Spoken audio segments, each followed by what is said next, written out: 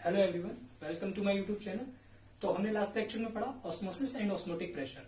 तो आज हम पढ़ेंगे abnormal molar masses and one half factor. देखिए, हमने जो भी अभी तक कॉलिगेटिव प्रॉपर्टीज पढ़ी वो हमारी किसके लिए थी? नॉन इलेक्ट्रोलाइट सॉल्यूशंस के लिए।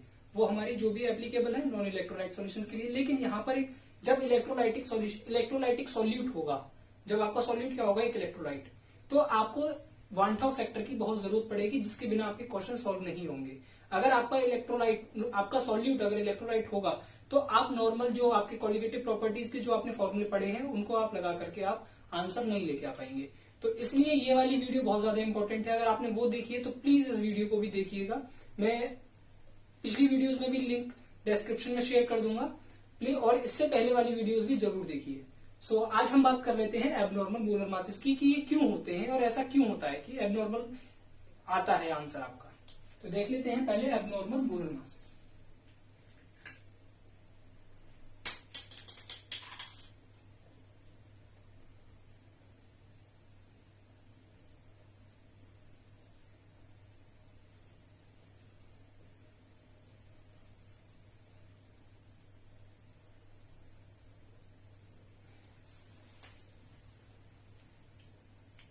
देखिए, इसमें क्या होता है एबनॉर्मल मोलिकुलर मासेस में, कि अगर मान लीजिए पहले अगर हम बात करें कि डिसोसिएशन की, अगर आपका इलेक्ट्रोलाइट है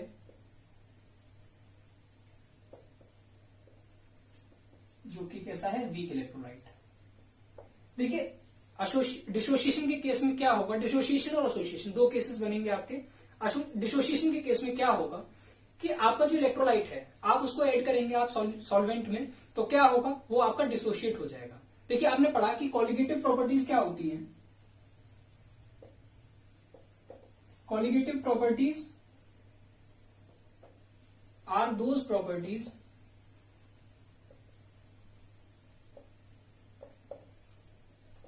विच depend upon the number of particles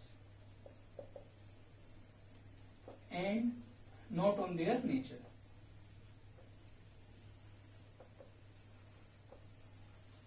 देखिए, कॉलिगेटिव प्रॉपर्टीज वो होती हैं जो कि आपके पार्टिकल्स के नंबर पर डिपेंड करे, उनके नेचर पर डिपेंड ना करे, जैसा कि हमने प्रीवियस वीडियोस में भी पढ़ा। तो देखिए, यहां पर जो आपके डिसोसिएशन अगर होगा, तो जैसे आप मानिए कि आपने क्या किया, आपने एक पार्टिकल लिया, आपने देखा 1 मोल पार्टिकल लिया और आपने उसको सॉल्वेंट में डाला, वाटर में डाला, इलेक्ट्रोलाइट है आपका, तो वो क्या होगा? वो डिसोशिएट होगा, एक से ज्यादा में टूट गया। मानिए आपने पहले एक पार्टिकल लिया, अब क्या हो रहा है? 2 पार्टिकल्स बन रहे हैं, तो आपकी कॉलिगेटिव प्रॉपर्टीज क्या होगी? चेंज हो जाएगी। तो आपको जो भी कॉलिगेटिव प्रॉपर्टीज पड़ी, elevation in boiling point, relative lowering in vapour pressure, depression in freezing point, osmotic pressure, तो इन सभी में आपका एक फैक्टर इंट्रोड्यूस होगा जिसको हम बोलते हैं वान हाफ फैक्टर। वान हाफ फैक्टर, आप इसको ऐसे कह सकते हैं कि ये करेक्शन टर्म है कॉलिगेटिव प्रॉपर्टीज के लिए। तो हम इसको देख लेते हैं। डिसोसिएशन के केस में बात कर लेते हैं कि क्या होता है, कैसे इसको समझाएं, अभी आपको समझाते हैं।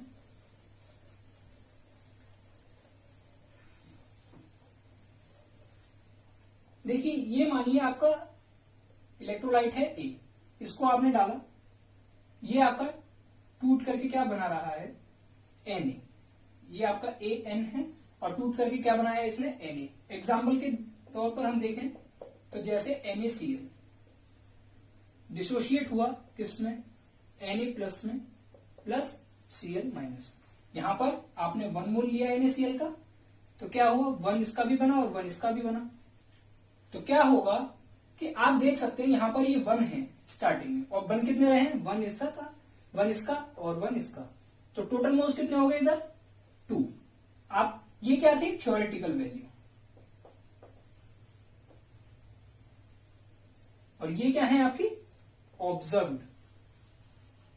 मतलब कि आप सोच रहे थे कि आपने जैसा इलेक्ट्रोलाइट डाला है, जितने आपने नंबर ऑफ पार्टिकल्स डाले हैं वो उतने के उतने ही, वो वैसा का वैसा ही रहा है, उसमें कोई चेंज नहीं हुआ है। तो आपने किया 1 पुट किया और आपने आंसर निकाल दिया। लेकिन आपने जब एक्चुअल में उसको ऑब्जर्व किया और जब एक्चुअल में देखा तो क्या हो रहा था कि जो NaCl है, अगर उसका 1 मोल लेते हैं तो वो 2 मोल में डिसोशिएट हो रहा है, 1 mole of Na plus and 1 mole of Cl minus. तो टोटल मोल कितने हो गए? 2। और आपका आई क्या होता है, आपका i equal to observe colligative property divide by theoretical colligative property. तो क्या होता है कि आपने देखा कि कॉलिगेटिव प्रॉपर्टी किस पर डिपेंड कर रही है, डायरेक्टली आपके नंबर ऑफ पार्टिकल्स पे या number of moles of solute. तो हम यहां पर एक टेबल बनाते हैं कि हम जिसमें डिस्कस करेंगे मोलर मासेस को और कॉलिगेटिव प्रॉपर्टी को, देखेंगे कि कैसे कैसे वेरी करते हैं। तो आई आपने ये देखा, अब यहां पर भी हम बना देते हैं।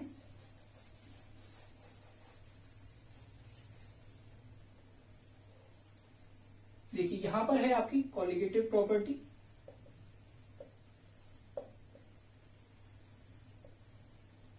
और ये आपकी है मोलर मास, और यहां पर है आपकी आई। क्वांटम फैक्टर की वैल्यू के करस्पॉन्डिंग हम बात करेंगे। फर्स्ट केस है आपका डिसोसिएशन का, आई इन केस ऑफ डिसोसिएशन।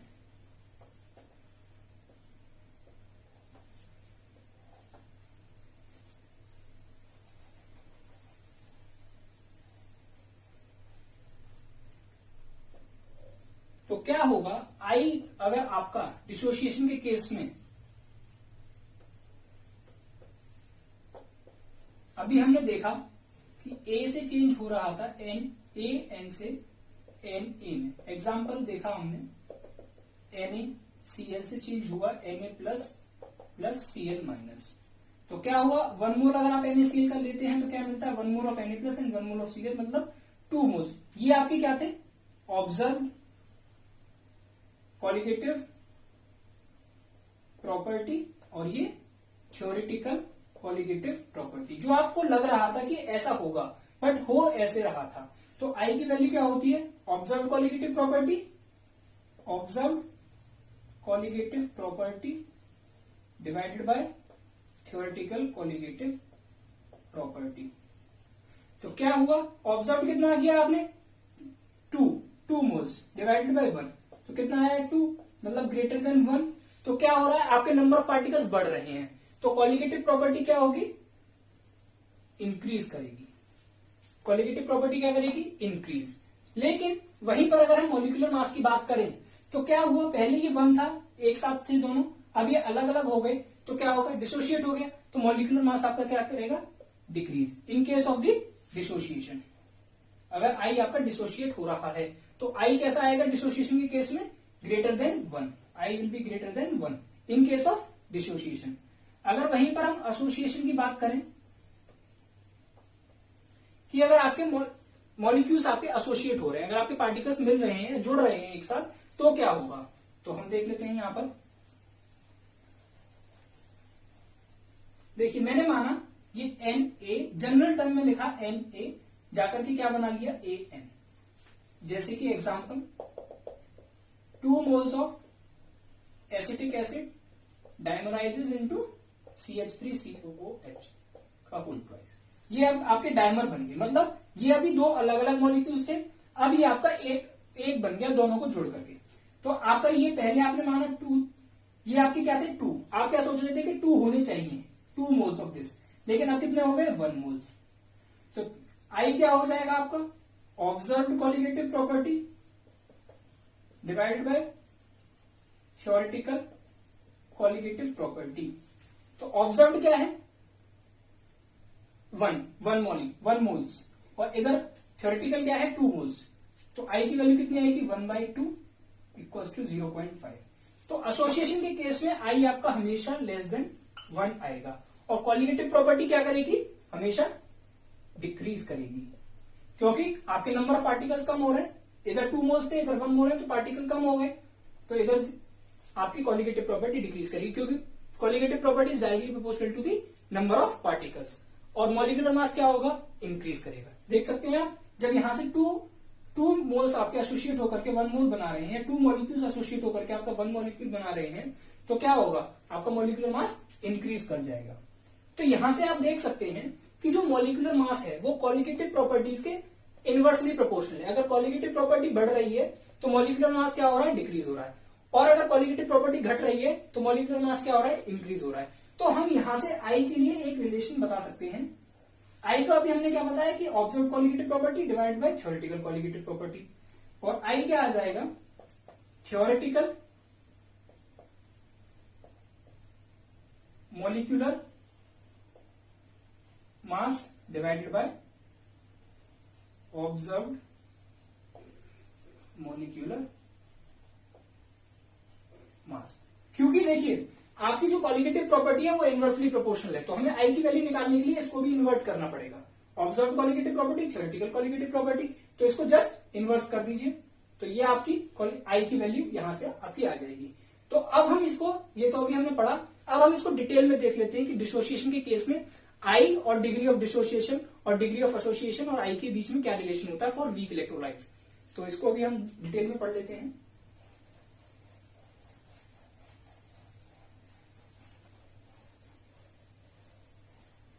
तो अब हम देख लेते हैं van't Hoff factor.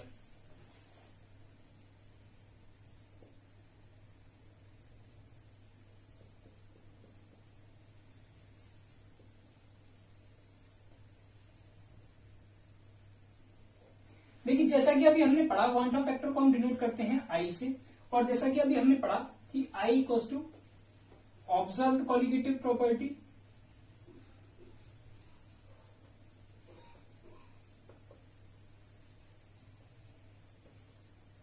Divided by theoretical colligative property, और I equals to theoretical molar mass divided by observe molar mass. तो ये आपकी एक आई जो है आपका एक करेक्शन टर्म था कि अगर मान लीजिए अभी जैसे हमने पढ़ा डिसोसिएशन और एसोसिएशन के केस में, डिसोसिएशन के केस में आपका आई ग्रेटर देन 1 आ रहा था, एसोसिएशन के इन case of dissociation of solute, or I is less than 1 in case of association of solute, and I equals to 1 in case of solute behaves normally। मतलब अगर आपका जो सॉल्यूट है वो नॉर्मली बिहेव कर रहा है तो आपका आई की वैल्यू कितनी आएगी, 1। तो यहां से हमें आई जो मिला इससे हमें एक करेक्शन टर्म इंट्रोड्यूस करना पड़ेगा कॉलिगेटिव प्रॉपर्टीज में। तो वांटो फैक्टर वहां पर आपको कॉलिगेटिव प्रॉपर्टीज में लगाना पड़ेगा। तो कॉलिगेटिव प्रॉपर्टीज अब आपकी चेंज होंगी। तो कॉलिगेटिव प्रॉपर्टीज में क्या चेंज होगा,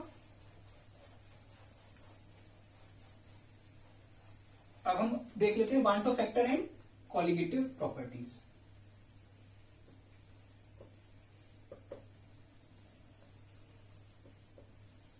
क्योंकि colligative properties directly proportional to number of particles हैं, तो आपने देखा कि आपके एसोसिएशन के केस में क्या हो रहा है, नंबर ऑफ पार्टिकल्स चेंज हो रहे हैं, डिसोसिएशन के केस में नंबर ऑफ पार्टिकल्स चेंज हो रहे हैं। जब ना एसोसिएशन होगा ना डिसोसिएशन होगा तो नंबर ऑफ पार्टिकल्स सेम रहेंगे, तो फिर आपका आई 1 रहेगा, तो कोई चेंज नहीं आएगा कॉलिगेटिव प्रॉपर्टीज में। तो आपने कॉलिगेटिव प्रॉपर्टीज कौन कौन सी पढ़ी, पहली पढ़ी आपने relative lowering in vapour pressure. तो इसका फॉर्मूला क्या आया था जब हमने पढ़ा था, P not minus P S divided by P S. ये क्या था, पी नॉट क्या है आपका, vapour pressure of the pure solvent equals to X B, और पी एस क्या था, vapour pressure of the solution.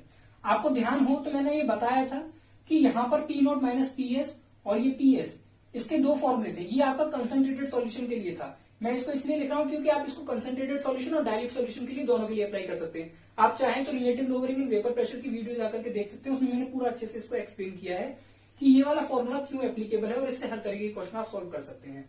इसमें एक और फॉर्मूला होता है जहां पर हम लिखते हैं P not minus P S divided by P naught, ये vapour pressure of the pure solvent. तो इसको आप एक बार देख लें, ये ओनली डायल्यूट सॉल्यूशन के लिए एप्लीकेबल होता है, और ये वाला आपका concentrated as well as dilute दोनों के लिए एप्लीकेबल होता है। तो यहां पर क्या करना पड़ेगा, कि अगर मान लीजिए आपका इलेक्ट्रोलाइट है या आपका जो सॉल्यूट है वो एसोसिएट हो रहा है या डिसोशिएट हो रहा है, तो आपको क्या करना पड़ेगा, यहाँ पर एक फैक्टर इंट्रोड्यूस करना पड़ेगा जिसको हम बोलते हैं वन ऑफ फैक्टर। तो ये आपका कॉलिगेटिव प्रॉपर्टी जो relative lowering in vapour pressure है वो इस तरीके से चेंज हो जाएगी। ऐसी सेकंड प्रॉपर्टी की बात कर लेते हैं, elevation in boiling point.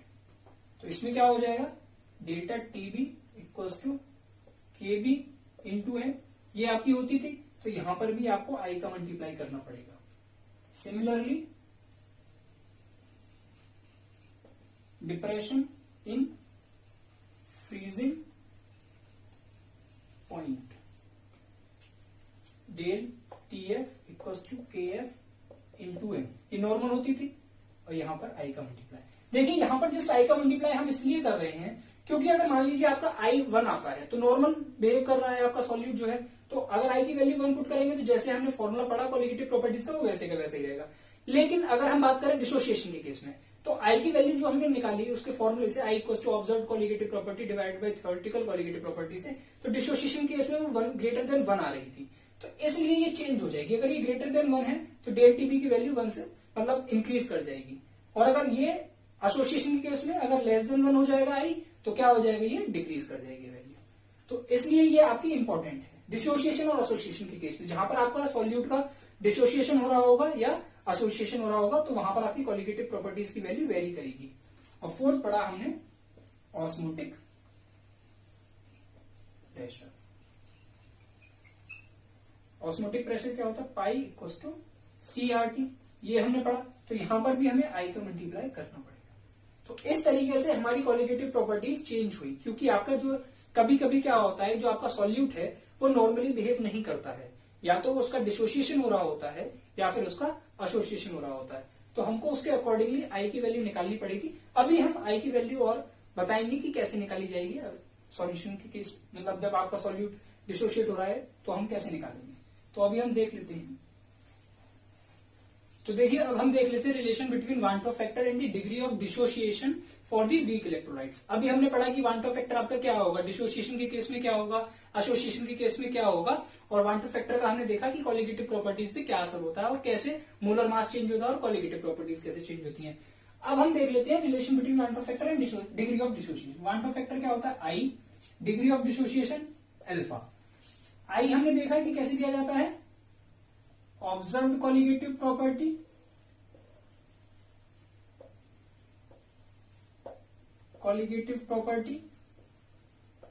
Divided by theoretical colligative property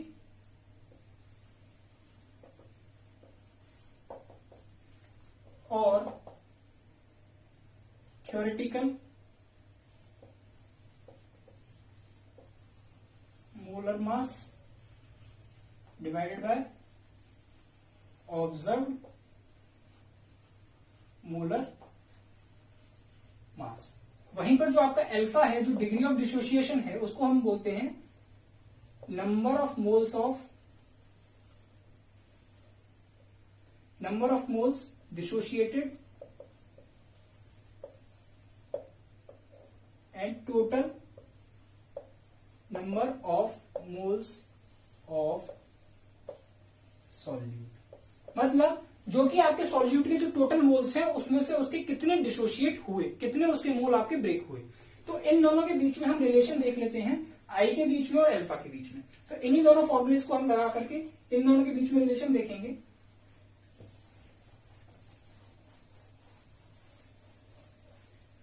तो देखिए पहले हम एक नॉर्म एग्जांपल लेकर के बात कर लेते हैं।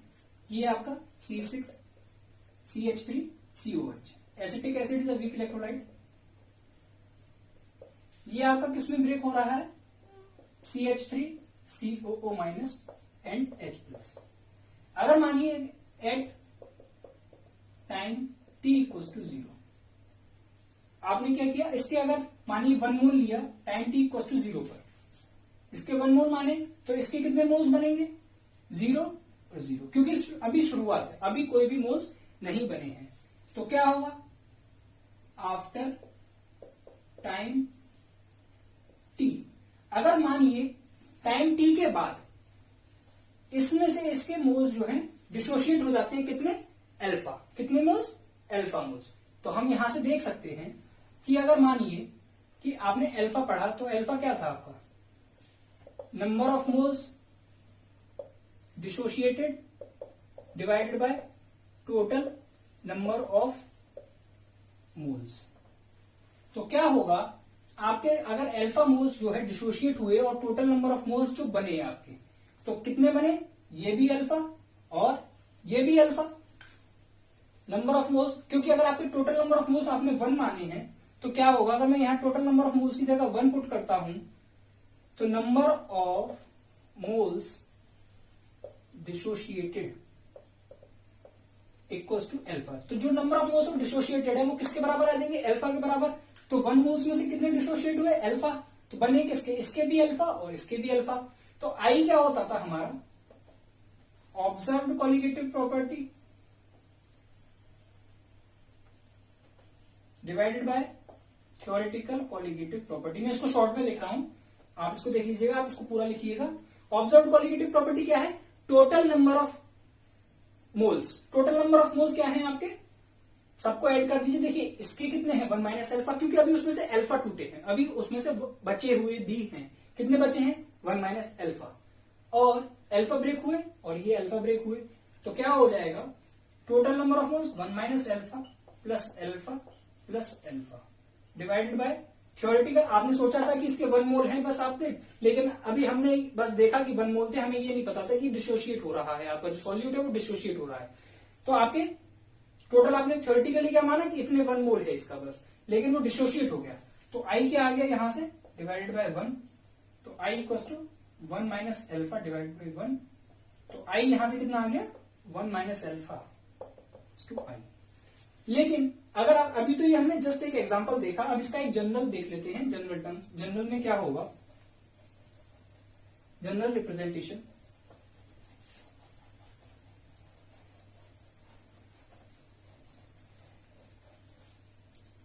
ये देखिए, ये आपका एक सॉल्यूट है AN और ये बना रहा है N मोल्स ऑफ A।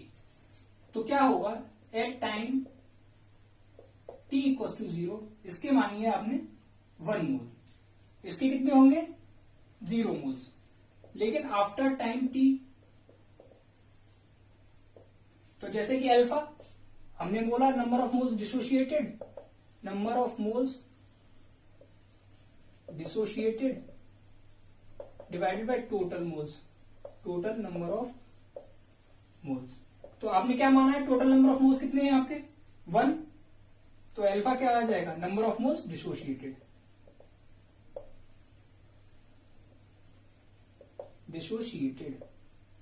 तो नंबर ऑफ मोल्स डिसोशिएटेड कितने हो गए 1 माइनस, मतलब अल्फा उसमें से डिसोशिएट हुए हैं, तो इसमें से कितने बचे 1 माइनस अल्फा। अगर मानिए आपने 1 मोल है, उसमें से 0.5 मोल डिसोशिएट हो जाए तो बचे कितने 0.5 मोल। तो आप उसको कैसे निकालेंगे, 1 माइनस 0.5। अगर मानिए आप ये कह रहे 0.2 मोल्स डिसोशिएट हो गए, तो आप क्या कहेंगे 1 माइनस 0.2, मतलब 0.2 मोल्स अभी उसके बचे हुए हैं इसके मोल्स। तो ये 1 माइनस अल्फा, इसका क्या होगा अल्फा। लेकिन अगर आप यहां देखें तो यहां पर 1 मोल थे, तो 1 मोल से कितने मोल्स बनना है, n मोल्स। तो यहाँ पे अल्फा मोल्स जो डिसोशिएट हुए हैं तो उससे कितने बनेंगे n अल्फा।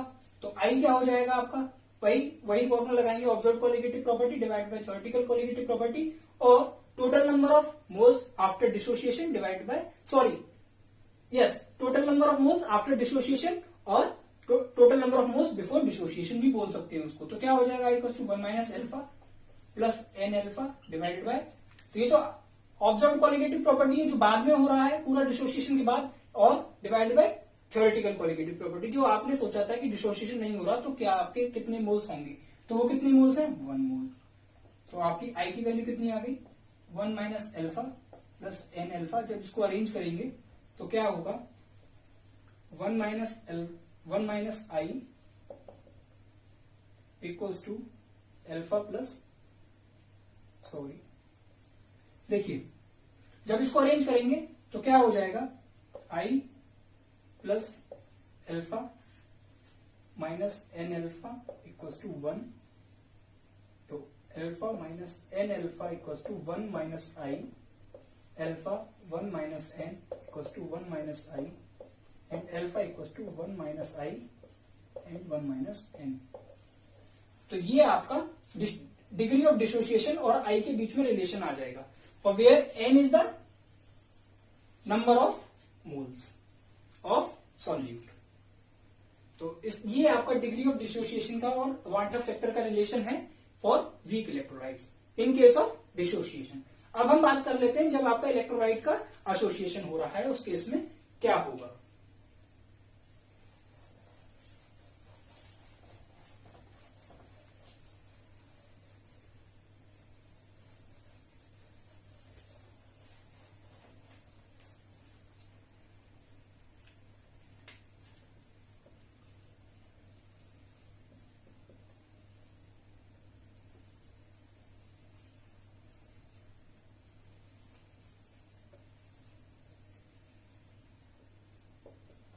तो इसके लिए भी पहले हम जनरल मानेंगे। देखिए वांटर फैक्टर तो आई होता है आपका और ये अल्फा, तो इसके लिए भी हम पहले जनरल बात करेंगे कि अगर मान लीजिए ये CH3COOH 2 moles of acetic acid, देखिए डिसोशिएट वाटर के केस में होगा, अगर आप पोलर सॉल्वेंट लेंगे तो ये डिसोशिएट होगा, और अगर आप बेंजीन जैसा नॉन पोलर सॉल्वेंट लेंगे तो क्या होगा, ये आपका एसोसिएट हो जाएगा और क्या बना लेगा CH3COOH का whole twice.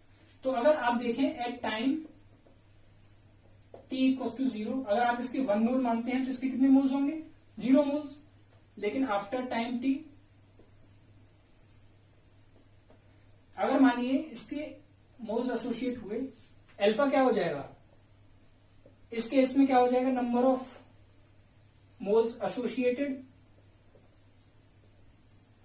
Divided by total number of moles of solute, total number of moles of solute, number of moles associated divided by total number of moles of solute. तो अगर आपके total number of moles of solute अगर आपके 1 है, आप 1 मान रहे हैं, तो नंबर ऑफ मोल्स एसोसिएटेड कितने हो जाएंगे, अल्फा। यहाँ पे आप अल्फा को बीटा भी मान सकते हैं एसोसिएशन के केस में अलग दिखाने के लिए कि वहां पे हमने डिसोसिएशन केस में अल्फा बात करा तो आप यहाँ पे बीटा लिख सकते हैं, लेकिन मैं अल्फा ही ले रहा हूं 1 माइनस अल्फा। तो इसके कितने बनेंगे आपके, अल्फा बाई 2। क्यों, देखिए 2 मोल से कितने बन रहे थे, 1, क्योंकि यहां पे आगे 1 है। जब 2 मोल से आपके 1 बन रहे हैं, 1 से कितने बनेंगे 1/2, और आपका जब अल्फा डिसोशिएट हो रहा है तो अल्फा से कितने बनेंगे अल्फा बाई 2। तो ये आपके नंबर ऑफ मोल्स एसोसिएटेड, तो ये आपका आ गया। तो अब यहां से क्या आएगा, i equal to observe colligative property, मतलब total number of moles after association. तो क्या आ गया 1 minus alpha plus alpha by 2 divided by total number of moles before association 1। तो आपका ये आ गया आई। ये क्या है आपका एक एग्जांपल। अब हम इसकी बात कर लेते हैं जनरल टर्म्स में क्या होगा।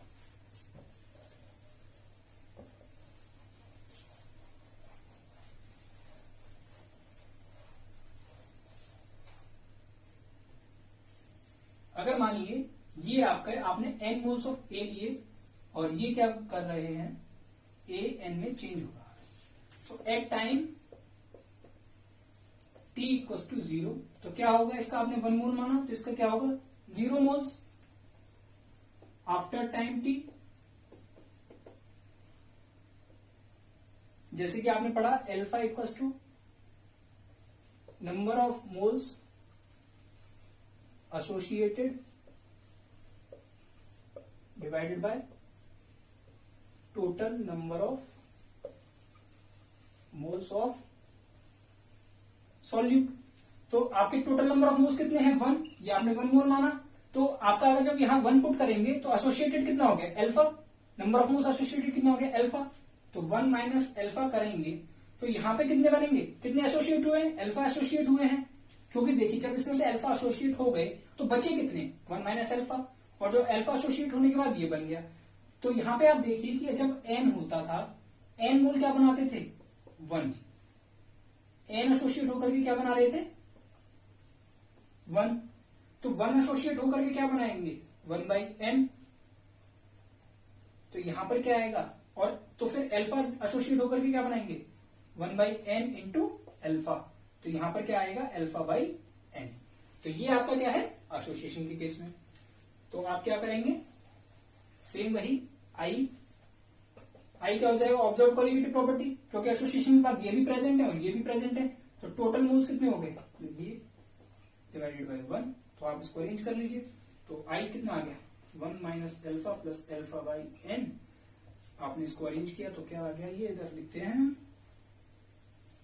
1 minus I to alpha minus alpha by N, 1 minus I alpha 1 minus 1 upon N. तो ये आपका आ गया रिलेशन।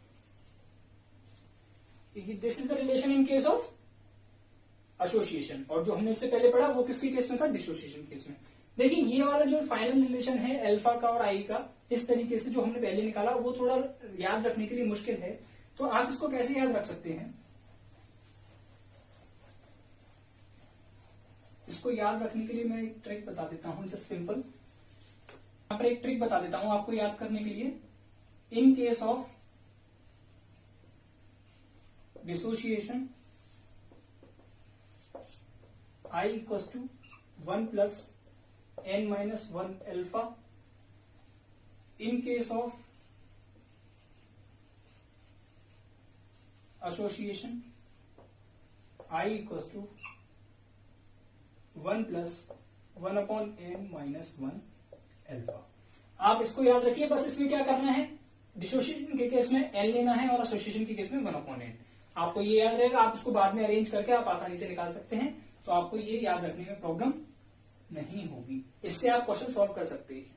तो अगर आपको ये वीडियो पसंद आया तो please like share and subscribe. Thank you very much.